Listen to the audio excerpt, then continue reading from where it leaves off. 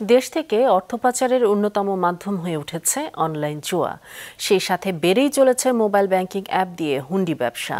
Online লেনদেনে সুনির্দিষ্ট নীতিমালা না থাকায় এদের বিরুদ্ধে ব্যবস্থা নেওয়া যাচ্ছে না বলছে পুলিশ।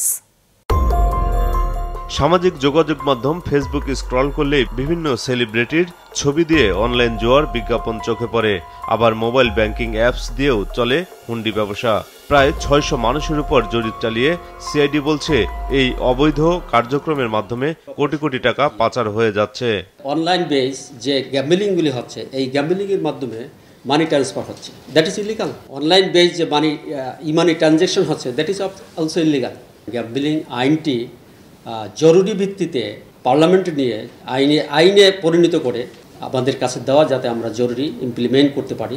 তা না হলে অনলাইন বেস বহু ধরনের অপরাধ কিন্তু ডে বাই ডে বেড়ে যাচ্ছে। আপনারা খেয়াল করছেন কি না, আমাদের সিআইডি যখন অনলাইন বেস অপারেশন কন্টিনিউ ছিল, তখন কিন্তু এই অপরাধটা কমে। অনলাইন জুয়া নিয়ন্ত্রণে নীতিমালা না থাকায় অপরাধীদের বিরুদ্ধে ব্যবস্থা গ্রহণ করা যাচ্ছে না, ফলে বাড়ছে অপরাধ। নগদ বা উপায় থেকে ইমানি করে এগুলি ডিস্ট্রিবিউশন করে। এই জায়গায় যখন আমরা হাত দিয়েছি, তখন আমরা দেখতে পাই এই সেক্টরটি ইতিপূর্বে আনটাচ ছিল। সঙ্গত কারণে তারা অনেক অপরাধ করে বেড়াচ্ছে। রেগুলার যেখানে ট্রানজ্যাকশন হচ্ছে, যে সাসপিসিয়াস অ্যাকাউন্টগুলিকে মনিটরিং করা হচ্ছে, এইখানেও সিআইডির অ্যাক্সেস থাকা জরুরি। পাশাপাশি বাংলাদেশের যেসব মোবাইল অপারেটরসগুলি আছে, এই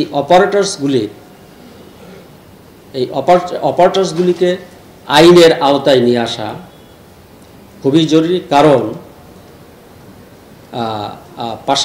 বিকাশ, নগদ এবং আদার্স যেসব যাদের মাধ্যমে, যে মেকানিজমের মাধ্যমে টাকা ট্রান্সফার হয়, এদেরও আইনের আওতায় আনা উচিত।